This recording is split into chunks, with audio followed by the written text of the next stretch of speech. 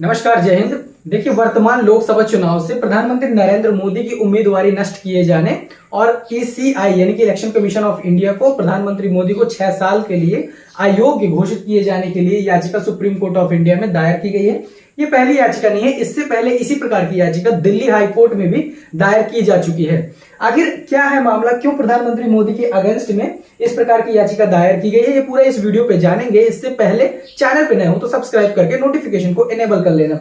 देखिए, लोकसभा इलेक्शन 2024 में या फिर किसी भी इलेक्शन में जो ECI election commission of India के द्वारा आदर्श आचार संहिता है उसका जो पालन होता है वो सारे राजनीतिक पार्टियों को, सारे कैंडिडेट्स को, जितने भी उम्मीदवार होते हैं उनको सबको फॉलो करना पड़ता है। यहां तक कि देश के हर एक नागरिक को पालन करना पड़ता है। इसी प्रकार से कुछ रेगुलेशंस, कुछ रूल्स जो हैं वो इन नेताओं के लिए भी बनाए जाते हैं, राजनीतिक पार्टीज के लिए भी बनाए जाते हैं। और जब किसी भी पार्टी के किसी भी नेता के द्वारा या किसी भी व्यक्ति के द्वारा, किसी कैंडिडेट के द्वारा उनका वायलेशन किया जाता है तो फिर ईसीआई ऐसे मामलों पे उन पर स्ट्रिक्ट एक्शन लेता है। और अगर वो ज्यादा मतलब वायलेट करते हैं चीजों को तो उनकी उम्मीदवारी भी कैंसिल की जाती है। इसी प्रकार से प्रधानमंत्री मतलब याचिका में ऐसा कहा गया, जो दिल्ली हाई कोर्ट में एक अपील फाइल की गई, दिल्ली हाई कोर्ट में भी एक याचिका दायर की गई। तो पहले दिल्ली हाई कोर्ट का समझते हैं। दिल्ली हाई कोर्ट में जब फाइल की गई तो उस पर यह कहा गया कि प्रधानमंत्री मोदी जो है वो अपने लेक्चर्स में यानी कि अपने भाषण में ऐसे वर्ड्स का यूज कर रहे हैं जो कि आदर्श आचार संहिता के अगेंस्ट में है। वो धर्म जाति के नाम पर वोट मांग रहे हैं और लोगों को गलत इंफॉर्मेशन दे रहे हैं, इस प्रकार के एलिगेशंस लगाए गए। तो और दिल्ली हाई कोर्ट से पहले ईसीआई को भी जो याचिका करता है उन्होंने इस शिकायत को दे दिया था। तो दिल्ली हाई कोर्ट ने इस शिकायत को रिजेक्ट कर दिया कि आपने पहले ही ईसीआई को दे दिया, तो जो भी चीजें करी जाएंगी वो इलेक्शन कमीशन ऑफ इंडिया के द्वारा करी जाएंगी। हालांकि ईसीआई ने इस पर दोनों पार्टीज को यानी कि कांग्रेस और बीजेपी को भी अपनी तरफ से लेटर जारी किया हुआ था, यानी कि नोटिस जारी की हुई थी कि इस प्रकार की चीजें ना की जाए, ना तो अपनी रैली में, ना तो आप संबोधन में किसी विशेष धर्म या फिर किसी जाति के नाम पर वोट नहीं मांग सकते हैं। इस प्रकार अभी सुप्रीम कोर्ट ऑफ इंडिया में जो याचिका दायर की गई है उसको दायर करने वाले का नाम फातिमा है। इन्होंने दायर किया है, इन्होंने सुप्रीम कोर्ट से ये मांगा हुआ है कि प्रधानमंत्री मोदी को ये इस इलेक्शन से, लोकसभा चुनाव से डिस्क्वालीफाई किया जाए। यहां पर आप देख सकते हैं डिस्क्वालीफाई करने के लिए याचिका दायर की गई है।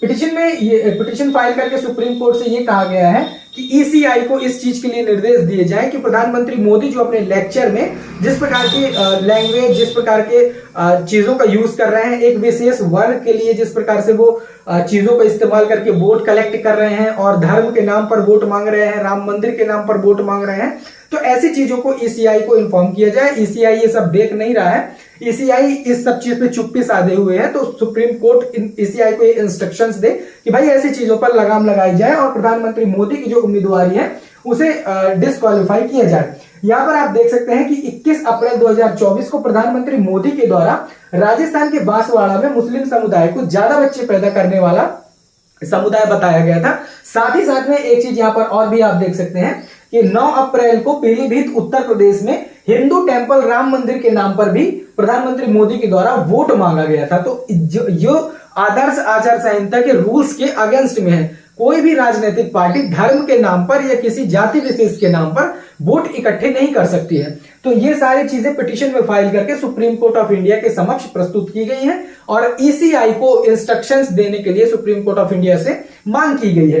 अब थोड़ा सा यहां पर यह समझते हैं कि अगर आदर्श आचार संहिता है तो इसमें किस किस चीज का वायलेशन नहीं किया जा सकता है, क्या क्या चीजें उम्मीदवार के लिए यहां पर डिफाइन की जाती हैं। तो सबसे पहले तो यहां आदर्श आचार संहिता लागू होने के बाद कई नियम लागू हो जाते हैं। इसकी अवहेलना कोई भी राजनीतिक दल या राजनेता या राजनीतिक पार्टी नहीं कर सकती। अभी कुछ दिन पहले ही जो महाराष्ट्र में एक पार्टी के द्वारा ऐसे कुछ धर्म से रिलेटेड नारे लगा दिए गए, स्लोगन रेज कर दिए गए, तो ईसीआई ने इमीडिएटली उस पर एक्शन लिया था। ऐसा नहीं है, ईसीआई ने कई सारे पार्टीज पर, कई सारे कैंडिडेट्स पर भी एक्शन लिया है। उसको भी इस अपील में इस याचिका में कहा गया है कि भाई ईसीआई अन्य पार्टीज में, अन्य कैंडिडेट्स के अगेंस्ट में भी ऐसे लेता रहा आया है, पहले भी इस लोकसभा इलेक्शन में भी और पहले भी इलेक्शन में। तो उन्हीं चीजों को बरकरार रखते हुए प्रधानमंत्री मोदी के ऊपर भी एक्शन लिया जाए। सार्वजनिक धन का इस्तेमाल किसी विशेष राजनीतिक पार्टी के द्वारा नहीं किया जा सकता है। मतलब ऐसी कोई फायदा पहुंचाने वाला काम नहीं होगा जिसमें सार्वजनिक धन का यूज किया जाए, वो किसी भी पॉलिटिकल पार्टी के द्वारा ऐसा नहीं किया जा सकता। सरकारी गाड़ी या सरकारी विमान, सरकारी बंगले का इस्तेमाल चुनाव प्रचार के लिए नहीं किया जाता है। किसी भी तरह के सरकारी घोषणा, लोकार्पण और शिलान्यास आदि नहीं किए जाएंगे। किसी भी राजनीतिक दल का प्रत्याशी समर्थकों की रैली से पहले पुलिस से अनुमति लेनी पड़ेगी। और यहाँ पर 6 पॉइंट देखिए, किसी भी चुनाव रैली में धर्म या जाति के नाम पर वोट नहीं मांगे जाएंगे। ये 6 जो आदर्श आचार संहिता में कैंडिडेट्स के लिए कंडीशंस लिखी गई हैं, इन्हें फॉलो करना पड़ता है हर एक कैंडिडेट को, हर एक राजनेता को, हर एक राजनीतिक पार्टी को। इन्हीं सब चीजों के वायलेशन पर सुप्रीम कोर्ट ऑफ इंडिया में जो याचिका फातिमा के द्वारा दायर की गई है और ईसीआई को इंस्ट्रक्शंस देने की मांग की गई है। आपका इन सारी चीजों में क्या विचार है, आपकी क्या कमेंट्स है, वो आप कमेंट सेक्शन में बताइएगा। खैर, आपको अगर वीडियो पसंद आया हो तो लाइक करें, दोस्तों के साथ शेयर करें, चैनल पे नए हैं तो सब्सक्राइब करें। मिलेंगे किसी और वीडियो में, तब तक के लिए जय हिंद।